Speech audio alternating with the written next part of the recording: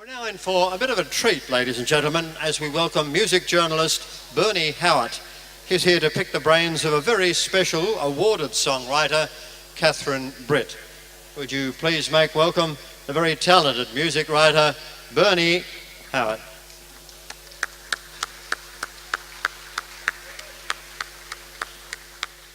Lovely to see you, Catherine. You too. Welcome Thanks for aboard. having me. Now, we have a room full of songwriters, and I'm sure they want to be sort of taken on your journey from an 11-year-old discovering her dad's record collection through Nashville, golden guitars. That's quite a trip. And I thought we'd start talking about mentors when you're very young, and you came to music very young, I believe, discovering your dad's very legendary record collection. Yeah. So what was in there? Yeah, look, Dad played a bit of everything when I was growing up. He, not only played the sort of music that I ended up singing, he also played blues and jazz and world music and anything. Like, I would come home one day and he'd be playing Hank Williams, but then I'd come home the next day he'd be playing Eminem, so it was a very diverse love of music. But my dad always told me that good music is good music, and it didn't matter. There was no boundaries to good music. So he always told me to look out for the talent, not for the genre. So. And I guess that's what's stayed with you all through your career, hasn't it? You haven't really been pigeonholed into any one sound at any time. Yeah, and I think that's sort of been a little bit of a deliberate thing on my part. I would hate to be limited, I guess, to one genre. I obviously am sort of labelled or known as a country artist, which I'm very proud of because I love country music, the good country music.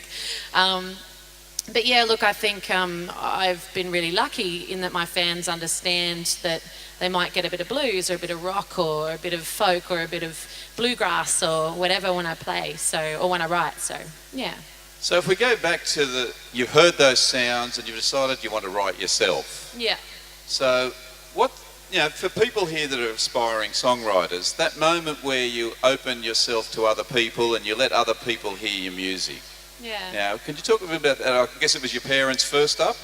Yeah, look, I think that's the most intimidating part of your songwriting career is who do you play your songs for when you first write them, It's incredibly intimidating having somebody hear your heart and soul being poured out onto a piece of paper and with a guitar. So for me, originally it was my dad was my sort of sounding board, somebody who I very much trusted when it came to music, obviously. And then a little bit later on, I was very fortunate to be sort of taken under the wing of Bill Chambers, who was then another sounding board for me. So it was really very much, I'd sing the song for Dad, then I'd call Bill and I'd sing it to him over the phone, and if they both liked it, then I knew it was good. So. And then you had Casey. You started working with Casey very early on?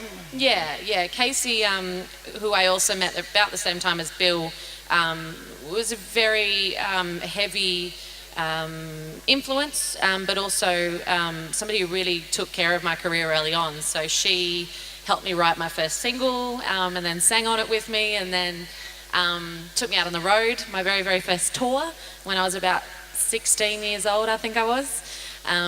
Which was great, There was no better way to learn the ropes than from somebody who's been on the road their whole life. So. Yes, I remember seeing you on that tour.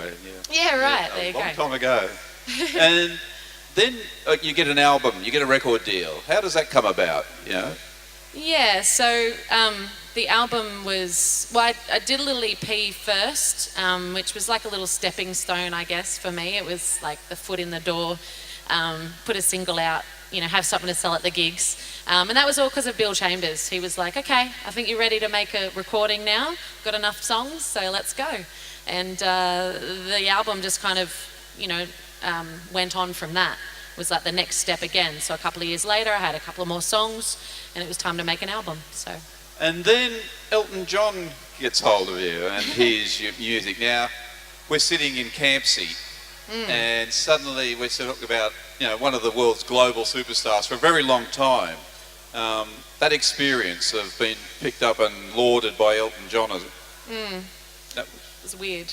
Oh, it must have been, yeah. It was very surreal.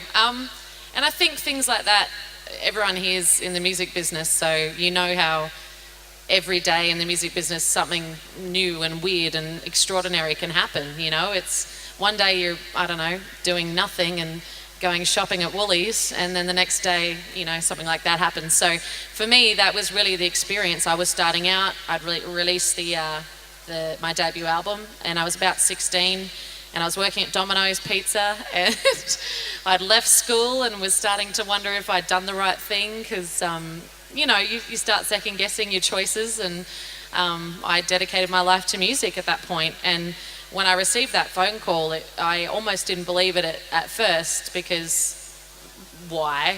For starters, would Elton John be interested in what I was doing? But yeah, it turned out to be true, which was fantastic, and we made a wonderful friendship, and still to this day are very good friends. And he's incredibly supportive of my music and my songwriting, and that was sort of the original thing, you know, when we ended up doing the duet together in America. It was him choosing one of my songs, which just meant, as a songwriter, you know, that meant the world to me. So it's pretty cool.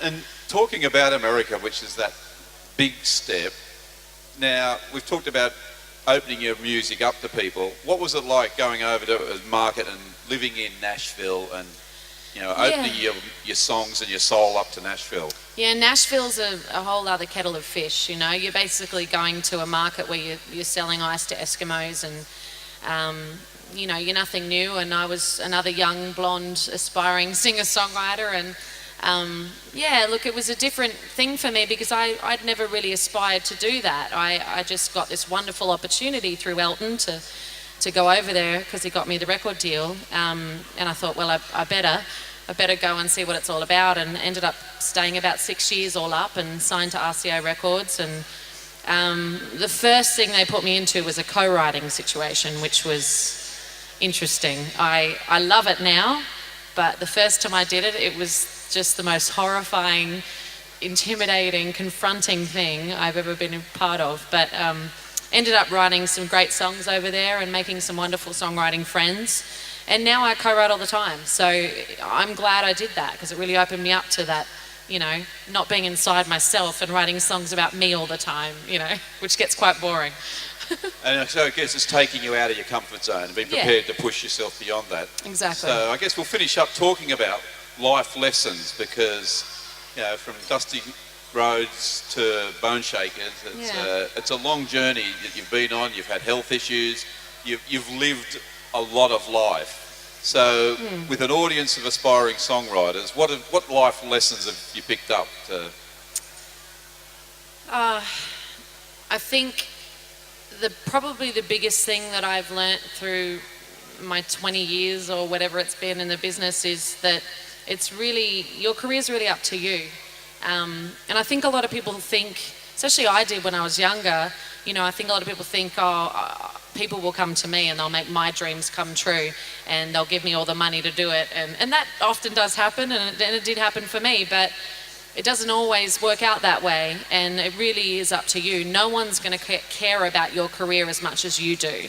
So if you're not willing to invest the time and the money into it, then why would anybody else? So. Well, there we've had that opportunity to hear you firsthand, someone who has lived it and done it and achieved it and shown that it's possible to go from Newcastle to Nashville, I won't say effortlessly, and has had the accolade of singing backing vocals on Glenn Cartier's album this year, which is that's wonderful. You know, one of the great albums that's been released this year, great and that album. was a real joy to hear. So please put your hands together. Thank Catherine. I think we're going to hear a little bit more very shortly. Thank you very much. Thank you.